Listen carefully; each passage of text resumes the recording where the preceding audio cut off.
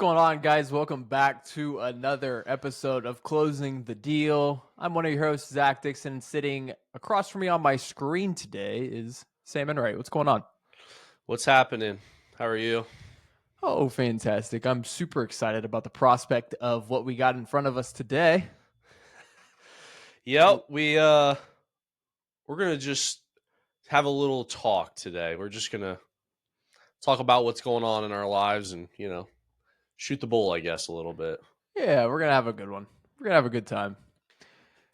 I would say for the listeners, all of our episodes previously have been not safe for work. We're going Pat McAfee style today and letting it all fly. So just a disclaimer out there for the listeners, just in case.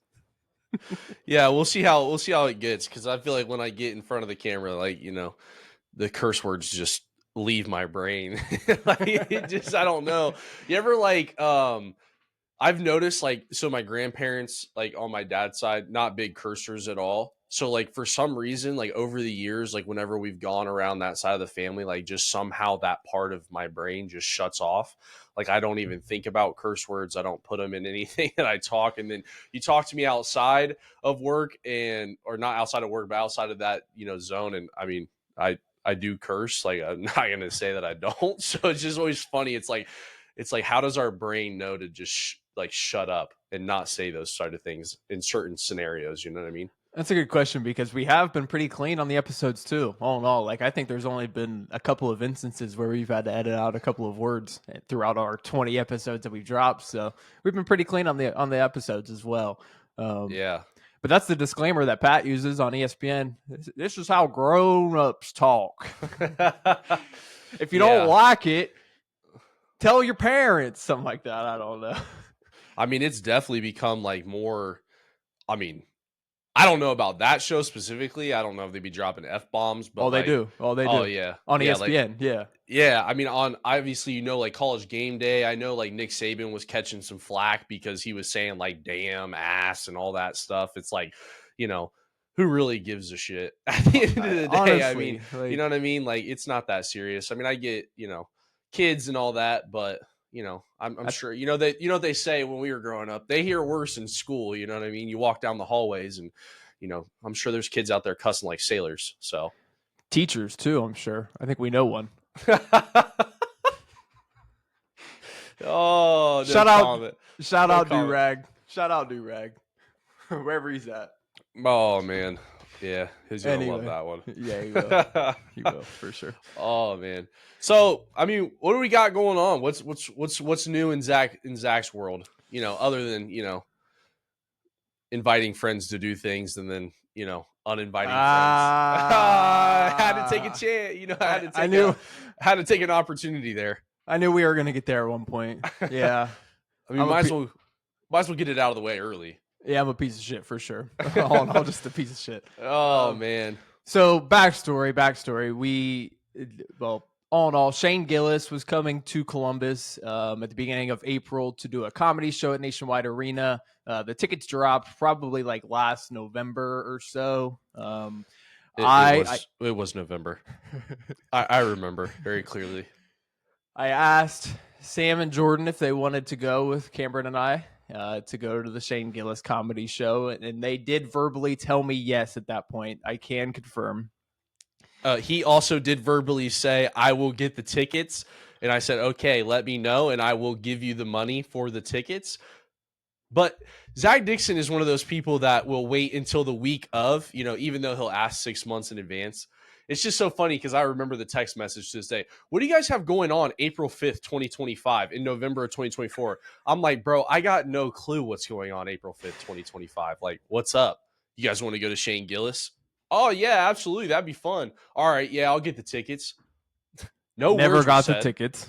No words were said. I mean, I was like, I didn't reach out to him about it. I didn't, push the envelope, as some would say. I didn't say, hey, bro, what's up with Shane Gillis, as time got closer.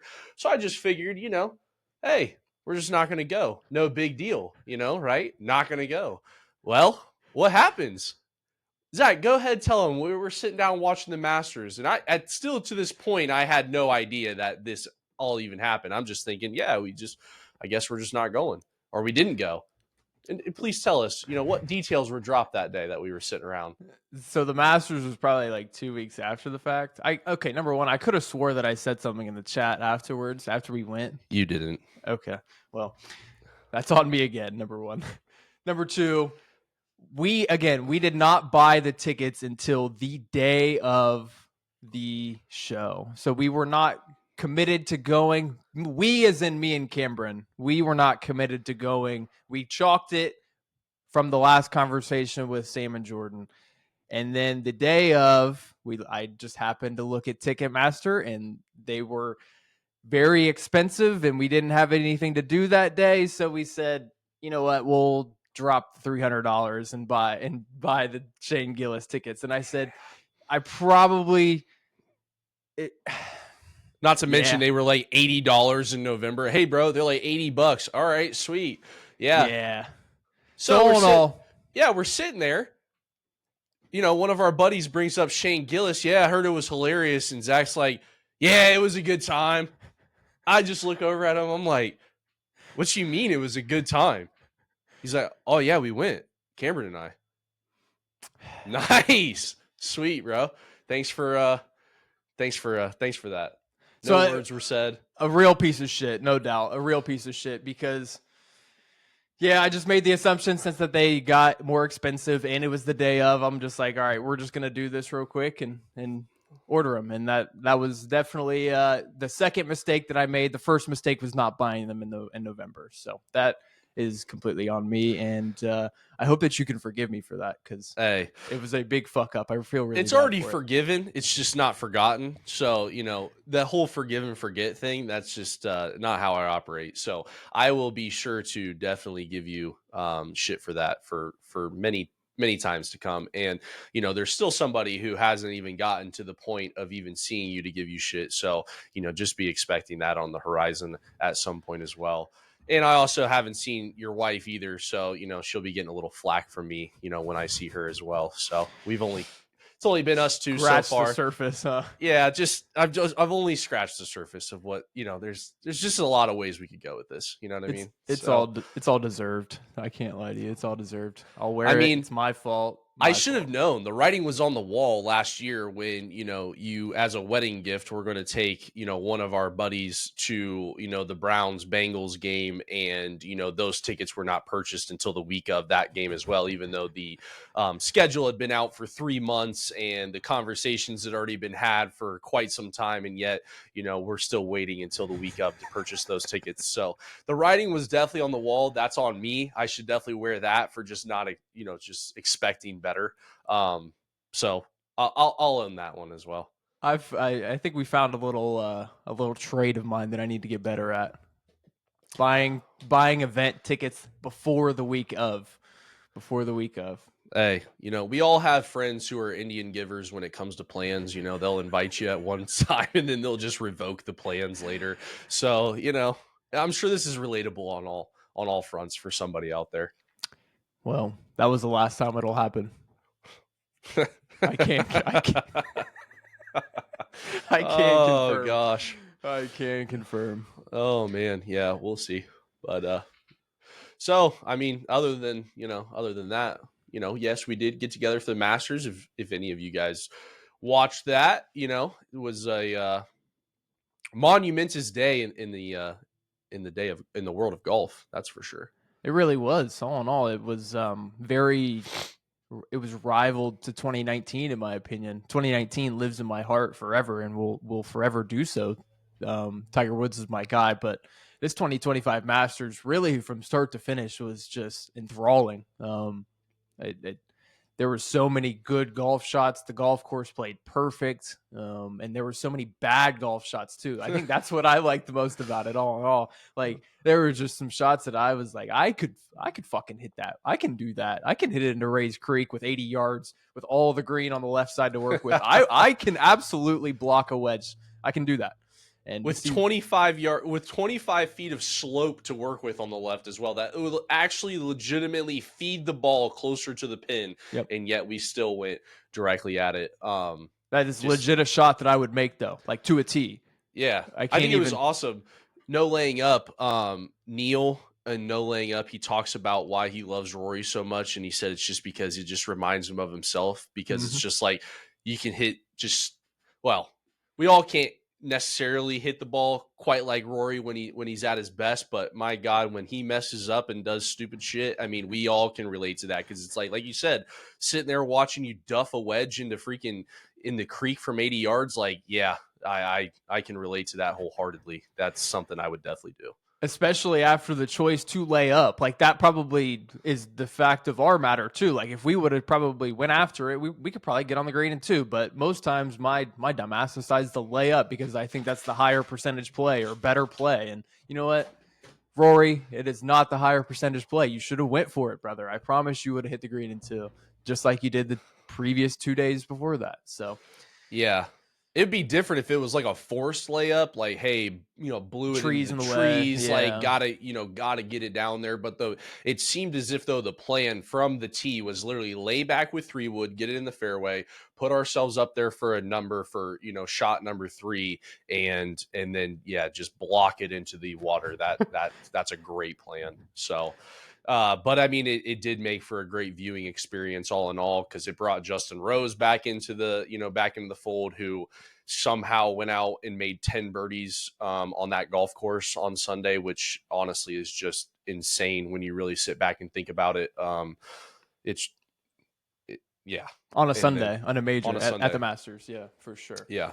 But going back to Rory and just the things that we can kind of relate to versus not relate to, when you go 2 holes later and he has put all of that behind him, he ended up bogeying 14, obviously too. So he doubled 13, bogeyed 14, so 3 over through 2 holes, and to be able to kind of put all of that behind him and hit probably the shot of the tournament on 15 into the green is just something I can't relate to, unfortunately, because I probably would still have been holding on to that double on 13 and the bogey on 14, and I would have let that trickle into 15 and likely would have made double or something higher, put the ball in the water, did something bad.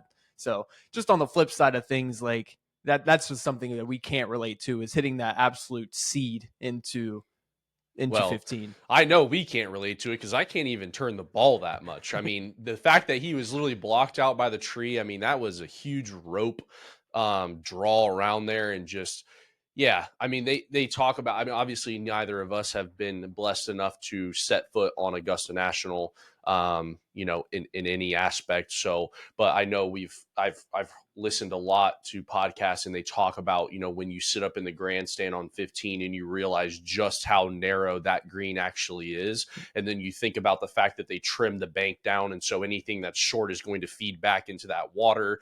The greens are lightning freaking fast as is. So, I mean, we already watched it on, what was that? I mean, we watched it on Thursday. He literally chipped over the green and chipped on the green, but it rolled right through. And so it's just like to hit that. But then it was just like, it was so Rory to hit that and then miss the eagle putt as well, because it was just like all that momentum was there. You stuffed it to like 7 feet, and you still came away with not an, with. I mean, if the eagle had been dropped there, that's probably the tournament in general. You don't really, I mean, I guess maybe 17 doesn't happen because you don't need it to, but maybe it still does. And, then you're too clear, and the bogey on 18 doesn't really matter at all, which again, just, I mean, I could, again, 125, hit an absolute hellacious seed straight down, like in position A, and then to just, block it right into the bunker, right there. It's just like, yeah, with all that slope to work with, you got about 15 feet of slope on the backstop. You got 120, which likely for Rory is probably a 50-degree, 54-degree, 52, somewhere in there, a gap wedge, into that green, and to know that you have that backstop to work with, and then to just block it right in the bunker is just, I mean, it's just, it was truly what you would expect. It was an absolute roller coaster from beginning to end. I mean, let's not forget the fact that he started off with double bogey to start the day. I mean, with probably one of the worst putts I've seen, putting back up for his par, there to just run it by the hole, and then, just, yeah, it's just like, what are we doing, bro? That, Like, that was a Zach Dixon special, except he didn't come back and hit the yeah, comebacker. yeah. I mean, But even he should probably hit you up. I could probably give Brad Faxon a little bit of knowledge, huh? Listen, here's what you do. All right. Anytime you're in doubt, you bullet 9 feet past the hole and then bury it coming back. But he was an inch away from being perfect position A on that hole too, like with the drive, like literally Yeah. 1 yard away from having 100 yards in on that hole. Again, same thing on 2. Yep. Probably a foot away, a yard away from being all the way down the hill and having 200 yards in for eagle. But going back to 15 and missing that putt, like it's so Rory, absolutely. But it was so Rory to do it again on 16 too. He threw a dart on 16 to like 7 feet. Could have made birdie there, missed that putt. It's like, and then you want to go make a 200-yard approach shot to 2 feet. Like that shot, I don't think we can even put, that might be the shot of the tournament, to be honest with you, 17. With the pressure that he had on him to have to make a birdie and 200 yards out, like he hit his 3-wood like 240 yards on that tee shot. Like that is Yeah. crazy for Rory to have 200 yards in on a par 4. And it was above his feet. Like it was just a very, very difficult shot. I think I saw the probability of it going in within 2 feet is like less than 1%, and he did it. Yeah. And so, I mean, dude, he was like, anything 175 and over, like he was like, yeah, bring it to me. Like I it's a want wedge. that. You know what I Just mean? a flip wedge. Yeah. Yeah. It's just like, I mean, you stuff the draw on 15. You're, sitting at one. I can't remember the number exactly, but he was at least 175 to 200 out there. And then, to have that again on 17, and then it's just like, dude, you throw these darts with these longer irons, and then you get on 18 and you have this wedge, and it's just like, what are we doing?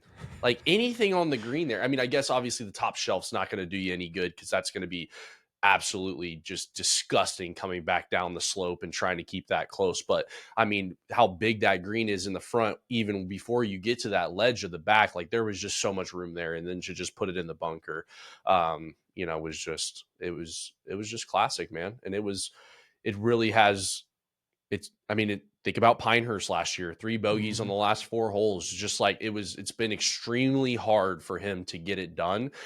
You could obviously see in the emotions, obviously the amount of physical toll that this has taken on him, because it's just like, it was just a rush. And even he said in his interview, like it was no joy. Like it was literally just relief at first. Like in those first 5 minutes after, it was just like, wow, you just see what, like, even he talked about, everybody was like 11 years, but it was really like 14 because, 2011, yeah, just that absolute, tragedy that happened on that back 9 that day.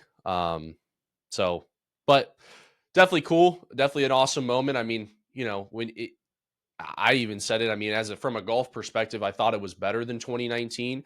When 12 came down, obviously there was a lot of drama leading in, but when 12 and then Tony Finau goes in the water, Francesco goes in the water, Brooks Koepka goes in the water, all these guys are going in the water, and Tiger just stuffs it there, middle of the green, just a true professional shot. Like, yeah, not going for the pin, we're not even going to mess with it. And, that was the drama. And then obviously Francesco on 15 hitting the branch and duffing it in the water, on that one. So down the stretch though, like to get the playoff and just everything, that was, definitely the more, I guess, what you're looking for drama for golf. Cause after 17, I was like, there's no way he loses this tournament. And then he goes on 18. I'm like, there's no way he wins this tournament. And then it's like, Yeah. you know what I mean? Cause you got a guy who's freaking, hot, who's putting the lights out of it. Yeah.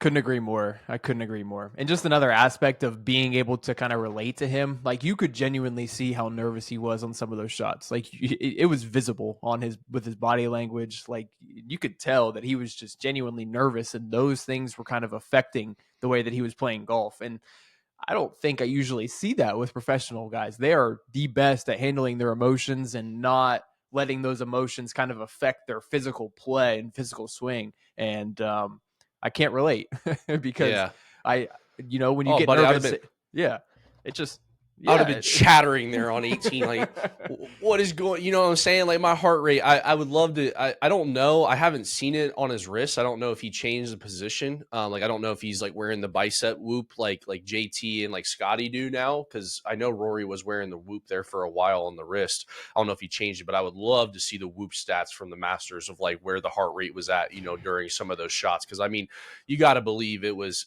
definitely up there. I mean, and not to talk about like 18 again, but like that was in and of itself, like to after what you did in regulation, to hit the same exact drive and then have the basically the same exact wedge in there, and to this time then put it to 4 feet.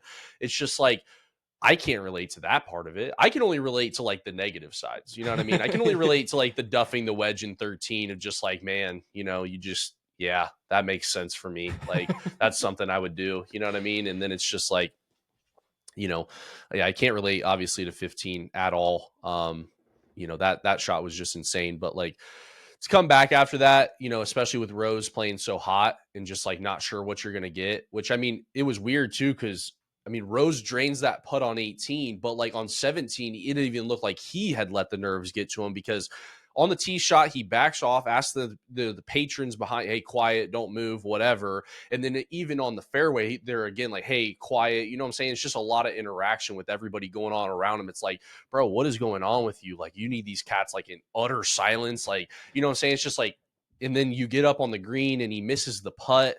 And it's just like, man, you feel like the nerves have gotten to him too, because it's like, dude, I have a chance to win this tournament. I was 7 shots back to start the day, and now I have a chance to win this tournament. And so he makes bogey there. But then to come back and just stuff the putt on 18 is just insane. Mm-hmm.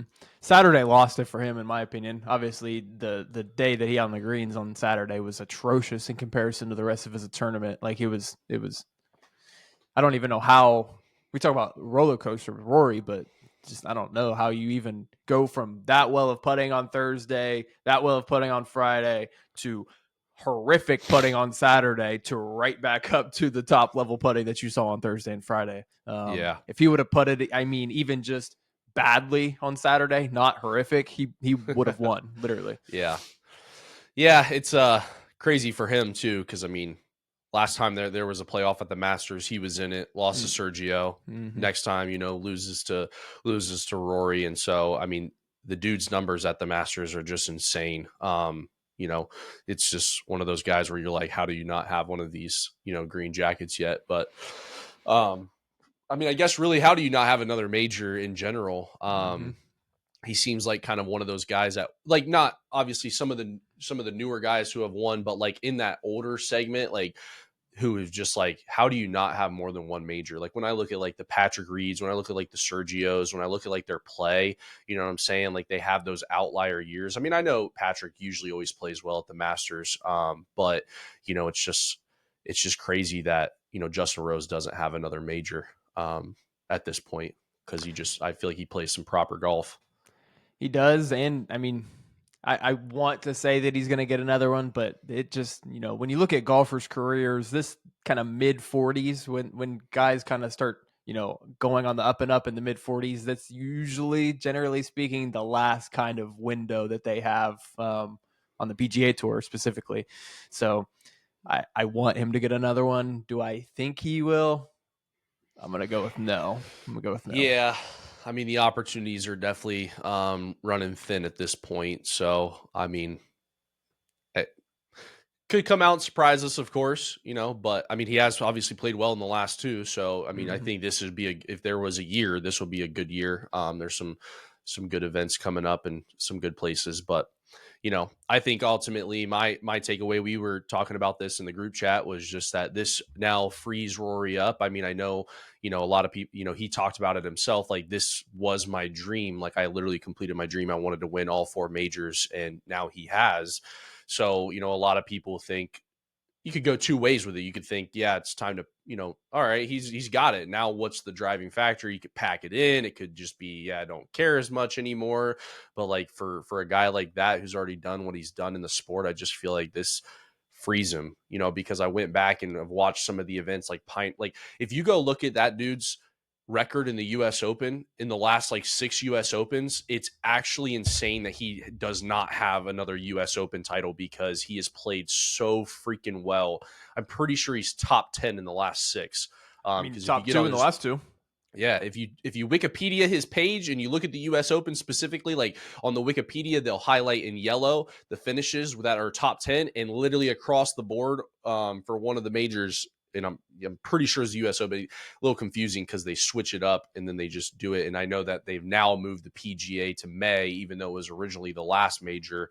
But yeah, it looks like, the dude has just been insane in the US Open. So last year could have got it done. I mean, he easily could have won at LACC as well. Like, he literally did not make a birdie in the last 17 holes on that golf course. So just insane, man. But I know there's a lot of other guys out there that, got to get one at some point as well. I agree with that. And that actually gets me thinking about something else. Who's going to grab the first major of the year on the 2025 Friends Tour, you think? Yeah, I mean, that's definitely something we got to talk about, because I mean, just by, just a great guy, coming out saying, hey, we need to get the group together more often every year. We need to do something a little bit more competitive, and really just took that idea and ran with it and put it out there for us. So, major shout out to you for putting together the Friends Tour. We have not yet started this year. Our first event is next weekend, but we are all very much so looking forward to it. By the time you guys hear this podcast, we will probably, and we might even be on to event 2 or 3 at that point. But it's definitely going to be fun. I'm excited. Me too. Above all else, the competitive juices need to be just kind of got going again. Like it Yeah. needs to get turning in there a little bit. But you know, just obviously, like you mentioned, we've done a couple of Ryder Cups in the previous years. And so those have been really, really fun weekends of getting, 12 to 16, 18 guys together and competing. And so kind of, magnifying that on a little bit bigger of a scale is just going to be a lot of fun all in all across the summer, across, a golf season all in all, and being able to do an individual side of it plus a team side of it. Like there's a different aspect to pretty much all of the events. And so it's going to be a lot of fun all in all. We have a wide range of handicaps. I think you and I are the lowest handicaps at 4 and 6. And then we go all the way up to like 27. So it should be Yeah. a good wide range of talent, good wide range of golf, and I think it's anybody's FedEx Cup to win, in my opinion. Yeah, I mean, obviously, when you're stroking events, that brings everybody into the fold, and I mean that as much shit as I give the handicap system, because I do believe it does deserve shit from time to time, because I get the overall premise of it, but I've always been a guy who likes to play things straight up. I mean, I get it. Obviously, if I'm squaring off against somebody who's a 25 handicap and I'm a 4, that's obviously not fair without strokes, because 10 times out of 10 I'm going to beat that person. I just think obviously when you get a little bit closer in handicaps, playing straight up is just the way I like to do it. But some of that's on me for not reporting scores correctly, but or not I guess not reporting scores correctly, but not reporting scores at all, to kind of help bolster that number, which is just idiotic, in my just a reverse sandbagger, just that's what you guys can call me. I am guilty as charged of that from time to time. If I shoot a bad score, I've kept it off the app so that I don't have to watch it go up, but that's no longer the methodology, because when I'm giving up freaking 4 strokes around to a guy who's really shooting the same exact scores as me, I'm gonna lose 9 times out of 10. Yep. But honestly, all in all, the fact of the matter is that golf is pretty much the only sport that unequitable talents can play together against each other, and that's why I'm thankful for the handicap system. All in all, it may be flawed, or it definitely is flawed, but just to be able to play with whatever age it may be, an 85-year-old guy that you meet on the tee at the golf course. If you guys want to play a game, you can play a game. If you guys both have handicaps, if you wanted to play against Scotty Scheffler, you could literally play for money against Scotty Scheffler if you have a handicap, because again, you can kind of make it equitable and make sure everybody's on the same footing. And so that is one thing that I enjoy about the handicap system and golf in general, because there's no other sports really like it. You can't really make it other sports talent equitable to be able to compete 1v1 or 2v2, 3v3, etc. So I do appreciate golf on that aspect of things, and the handicap system in general, and allowing us to have a little bit of a fun time this summer with the Friends Tour. It'll be a good time. Yeah. I mean, we all, I mean, for the most part, everybody that, is competing has been an athlete at some point in life. I mean, a lot of people, when, once you're out of high school, once you're out of college, that competitive stuff just stops completely because a lot, like you said, a lot of the sports, I mean, it's really hard to get together a group of guys to go to a baseball diamond and play some baseball.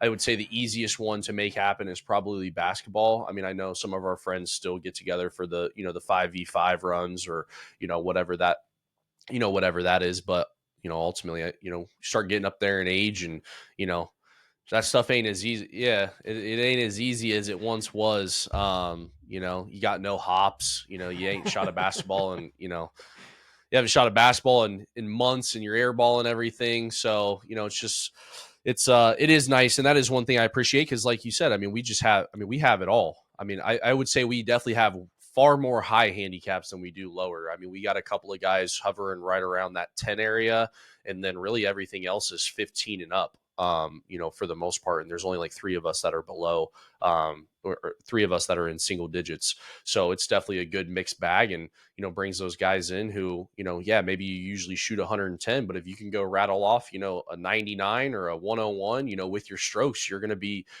competitive. So it does enable you to go have a good day, to shoot one of your better scores and be able to win. And that's kind of the cool thing about it as well, because I think ultimately everybody there has the ability to go lower than their handicap. You know what I mean? So, there's it's for the taking, certainly. Most definitely is. It most definitely is. But the competitive sides, that's what I'm looking forward to. Like, just feeling those nerves a little bit again, you know what I'm saying? Caring about something, getting back into that mode a little bit of just, I know we run little games every now and then, when we're out in the course, but the stakes seem higher on this. Zach and I were talking before the episode of just like, we got buddies who, yeah, are not as good at golf as us. But based on the handicap, let me tell you, if they go out and start to rattle off some wins and start to beat us, we are definitely going to be hearing some shit talking from them. So, like, there's just no doubt about it. Like, regardless, yes, they can't say, hey, we're better at golf than you, but they can say, hey, we beat you today. So it's just one of those things where, you want to do good, because, I don't want a 25 handicap talking shit to me. I'm going to be frank with you. I think there's a lot of motivation all in all with this, with the Friends Tour. I mean, shit, we see everybody playing in the lead up to it. One of our friends has played damn near 8 straight days now. He's getting locked in. So Yeah, I think today's day 9, I think he yeah, said, yeah, with the crazy, day 10 looming, and but he maybe said he day may 11 on skip. Monday. Yeah. But Just crazy for sure. It's definitely re-motivated everybody to get back out there. for sure, and just continue to play and play more and get better. And I think some of the higher handicaps, especially, like, just I don't know. You see the journey of kind of us, I would say. Like, obviously you've touched on it a little bit before. You weren't the best golfer in high school when you were playing, and the journey that you've made from there to here, obviously I think has motivated some of our friends that have picked the game up a little bit late too. They kind of see where you've gotten, where I've gotten, and they can envision that for themselves as well. So Yeah.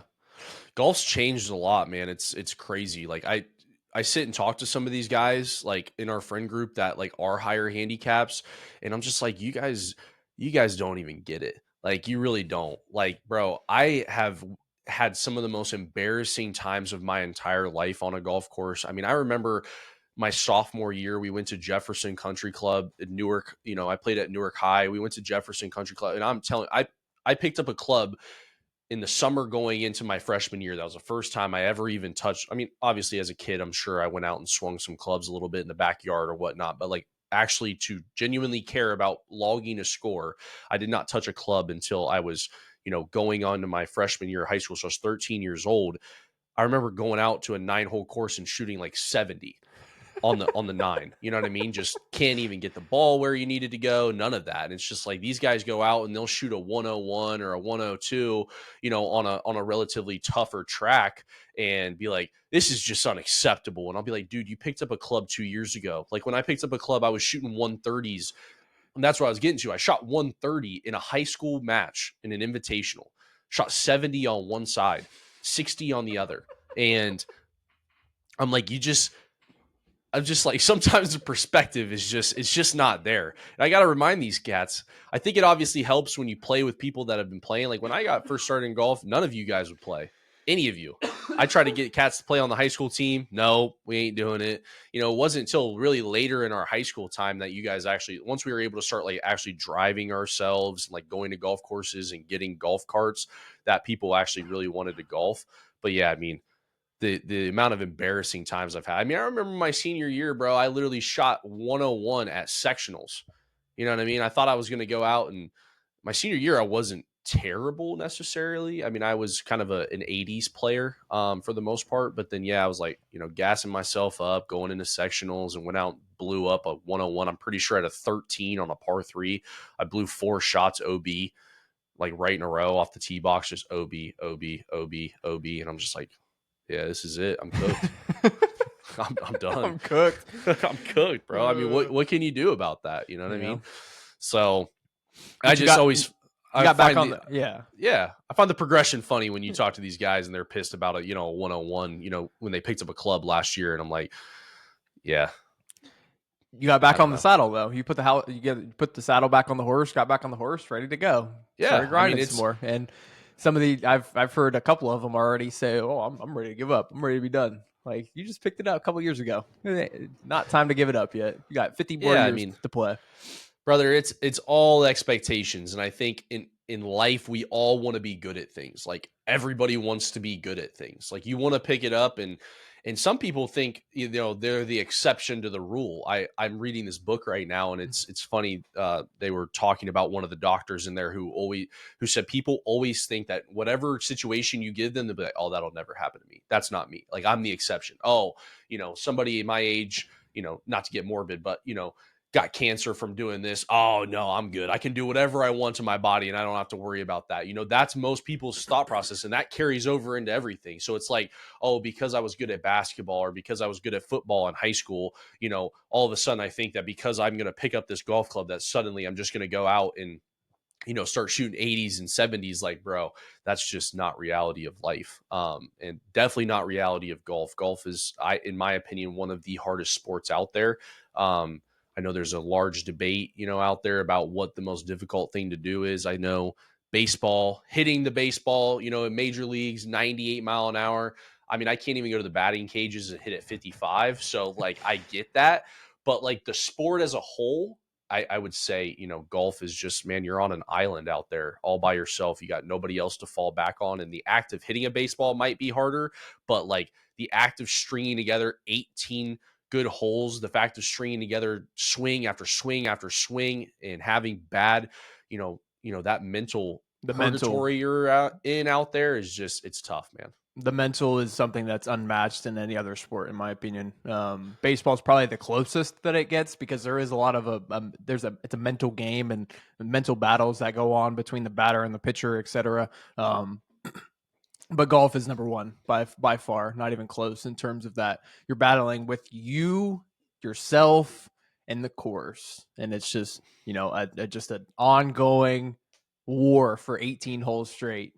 Just between you, yourself, and the golf course. So I mean, I know you hear people talk about it a lot. Yeah, I'm just it's me versus the course. But let's be real. In competitive events, you're also thinking about what everybody else is doing as well. Mm-hmm. So there's that fact of it, because it's like, you want to focus on just the course. You want to think that it's just you versus the course. Let me go. And maybe it is, but ultimately there's other playing competitors out there, and it's hard not to let those things creep in when especially if you're in a competitive environment, and you're able to look at leaderboards or look at things like on our app. I'm sure if we all, if the rule is going to be that we have everybody log score after score, and you can pull up your phone during the middle of the round and see what everybody else is doing on the course, like, yeah, that's going to be a huge, a huge thing. And it's going to be hard not to look. Like, I think human nature is just like curiosity. You know what I mean? So For it's gonna be sure. hard to be like through 9 holes and be like, no, don't look at the phone, don't look at the leaderboard. It's be like, no, I want to look at the leaderboard. Like I want to see what's going on. And then you're like,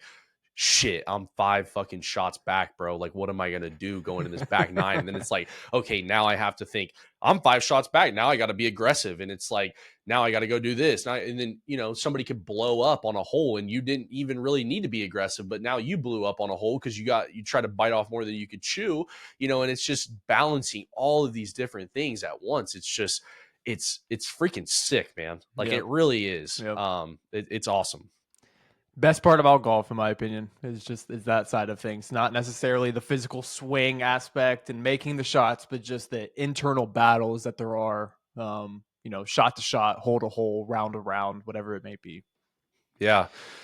It's so deep, dude, because like I was playing the other day and just like even something as simple as like, I'm pretty long off the tee. I would say probably the longest in our friend group. And so for me, that's like something I convince myself in my head is like a strength. And so when you see guys like blowing it past you or you see a guy stuff it, nobody talks about, that side of things too. When you're playing, competitors are like, tucked it in close, and now you're like, oh my god, dude, now I got to contend with this too. And then you start thinking about it. Like I remember on hole 9 I was playing with a guy, and literally hole 9 virtues, water, like a bean shaped green.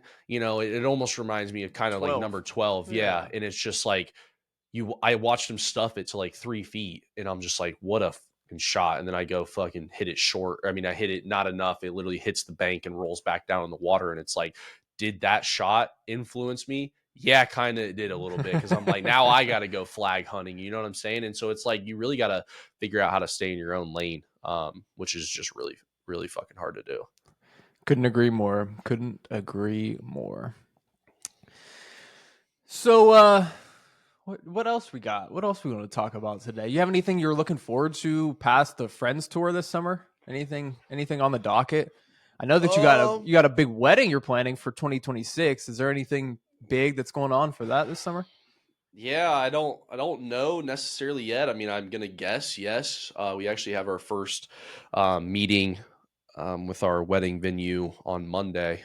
So I think a lot more details are going to come out in that. Just kind of obviously have to set up some things with catering and photographer and the whole nine, and start really putting the plan together. But luckily we're still over a year out, so it hasn't really yeah, I mean, obviously, I mean, I was already thinking that the other day. I'm like, we went and saw our venue the first week in February, like the first weekend. I think it was like the 2nd of February, because, January ended during the middle of the week. And so, you know, and now I'm like, dude, it's already May. Like it was like a year and 6 months out. And now we're just shy of a year out. And it's like a blink of an eye. It's already gone by. So, I mean, I'm definitely looking forward to it, excited about, what all it's going to bring. I'm excited about business. Business has started to boom again for us over here at Old Case and Home Loans. So definitely, it's been a slow start to the year. So very, very, very, very excited about that. Definitely been good to see things get back to where they were previous. What about you? What's your past wedding? Got married last year. I mean, I know you got an anniversary coming up. Anything you're looking forward to past the Friends tour this summer? Number one, I cannot believe it's been a year already. It's absolutely nuts. We were watching the draft on Thursday night, and I looked over at Kemper, and I'm like, it's been a year. I was literally in Pinehurst watching this last year. Like Yep. it's crazy how fast this has gone, and it just speaks back to obviously the prep period too. We were kind of like you guys. We booked our venue about 16 months out, so almost a year and a half. And just at that point, it just it feels like fucking forever away. Like you never think it's gonna get here, and then it just by the snap of your fingers, I'm telling you, like that, it is Yeah. right here. And again, by the snap of our fingers, we're a year out, or we're already married a year. It's just um, we've touched on it in previous episodes, but time stops for no one, for absolutely nobody. So it's always going to go quick, and just trying to enjoy the days as they come. Stop and smell the roses sometimes, for sure. But for the 1 year anniversary, I don't know. For those who don't know as well, we actually got married on my birthday too. So it's my birthday and anniversary moving forward. So it's just gonna be a big old celebration every single year for sure. And usually it falls on Memorial Day weekend too. So just all in all, just a fun weekend to be expecting going forward. But this year we're actually taking a trip to Costa Rica, going to Guanacaste, Costa Rica, which is on the Pacific coast of Costa Rica. So first time seeing the Pacific Ocean. Super excited about that. My parents have been to Costa Rica. They have both said that that is their favorite vacation destination that they have ever been to.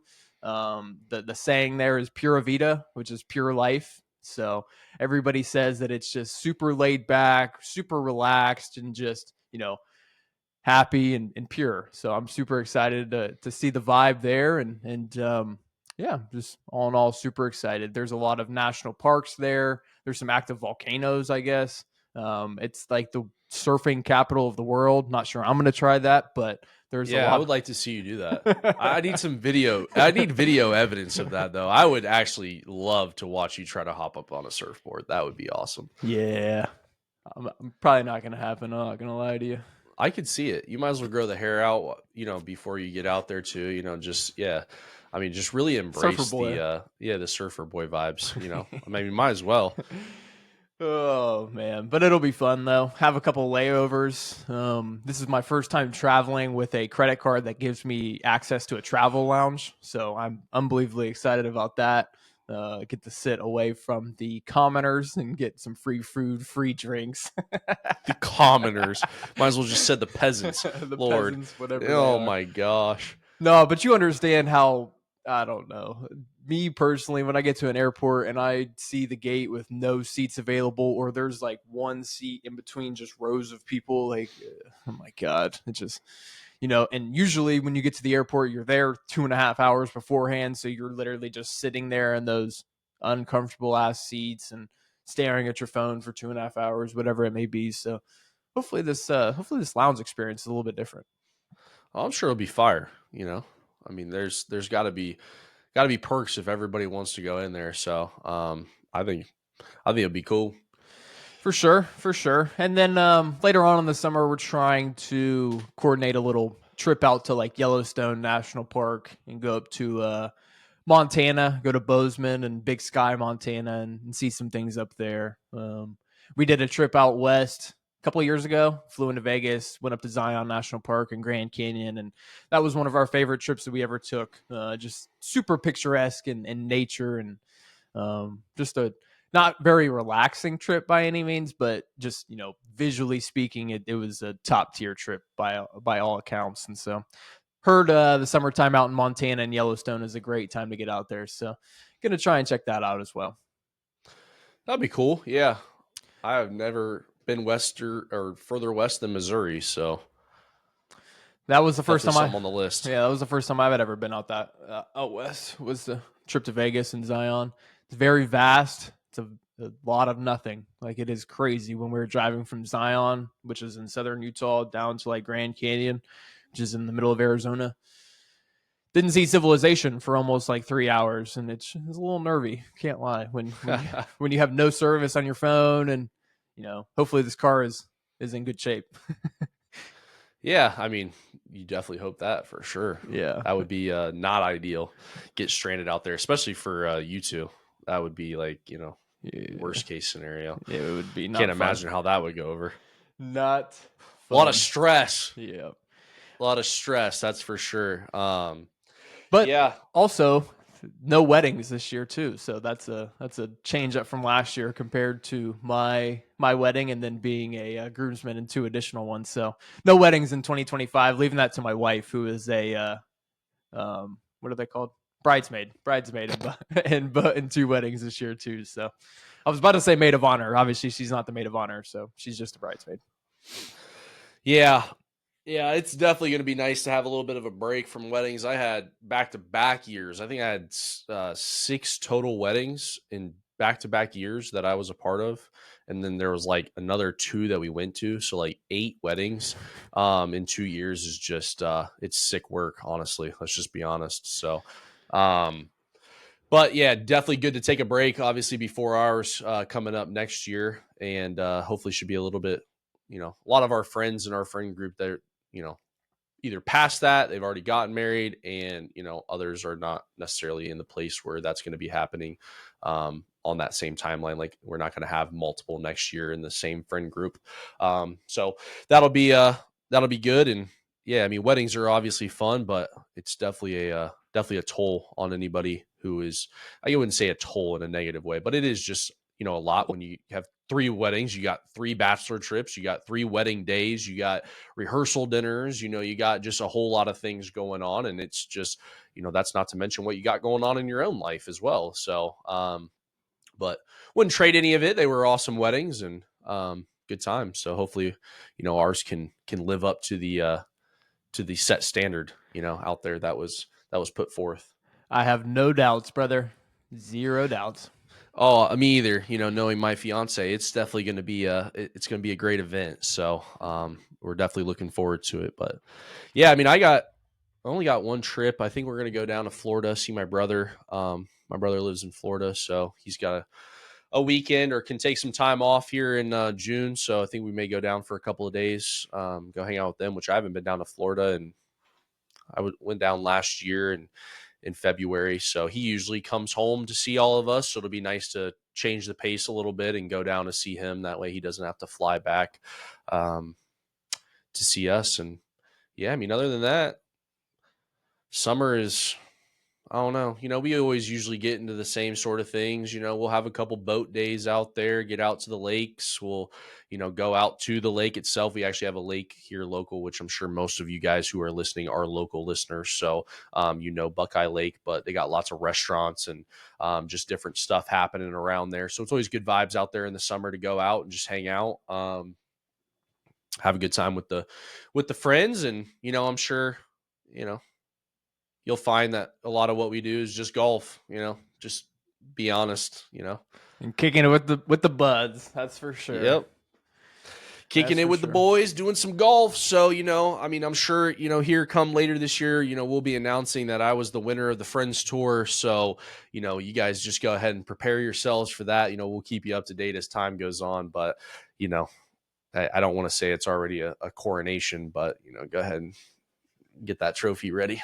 I like the confidence out you for sure. No, I'm just kidding. I like it. Now that when you mentioned Florida, though, that brought me another thing that we have going on this summer. We haven't been to Florida in a couple years. Well, no, okay, I take that back. We just went November, but before that, we hadn't been in a couple of years. And my wife's brother actually lives down there, and sister-in-law and niece, and so getting down there is a good time to see them, obviously. But the niece is coming up here to Ohio and staying with us and her grandparents for almost 4 weeks, on June 1st to like June 28th. Yeah, so it'll be a fun little test run with our niece. She's now 4 years old, going to be 5 in July. So it's crazy how fast time is flying already in her life, and she's a bundle of joy. She's a great time, so super excited about that for her to come up here and spend some time with us as well. Hey, may be opening the door to something for you, huh? You kids never in the know. future. You never know. Could be on the horizon. Uncle Sam 2.0. Let's make it happen. Little Summer does need a cousin, I would say, at some point. It's good to see that you've changed your stance on that overall. Yeah. Yeah, you're gonna be a good dad. I appreciate that. I appreciate that. Oh, well, shit, bud. We are 54, almost 55 minutes into the Saturday Talks episode edition of the Closing the Deal podcast. This was a good one. I enjoyed this a lot.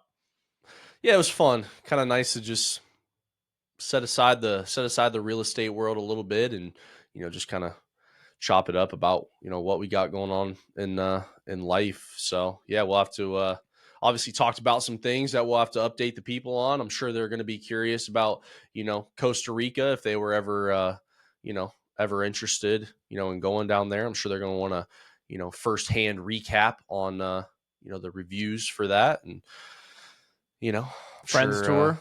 Got to give Friends updates tour, on that. yeah, got to give updates on that. Got to make sure they know who's who and who's winning, and should be interesting. I mean, the projected forecast for first events like 40 degrees, so could take half the field and wipe them out.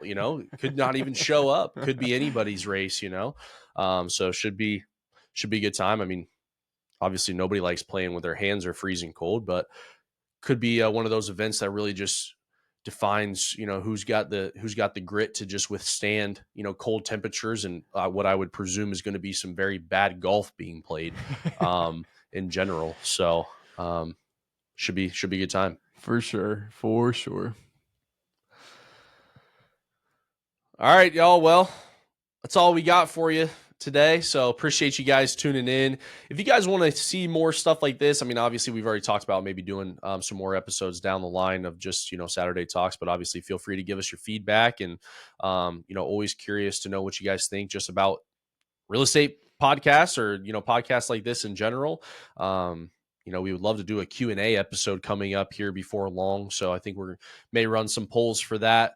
To kind of field your guys' questions, anything you guys have, mortgage or real estate related. That way we can kind of help answer those. But appreciate you guys tuning in. And feel free to give us a like, subscribe, follow all the platforms, YouTube, Instagram. You guys can find us on there. Awesome, guys. Well, hopefully you guys enjoyed today's episode, and we'll be seeing you guys on the next one.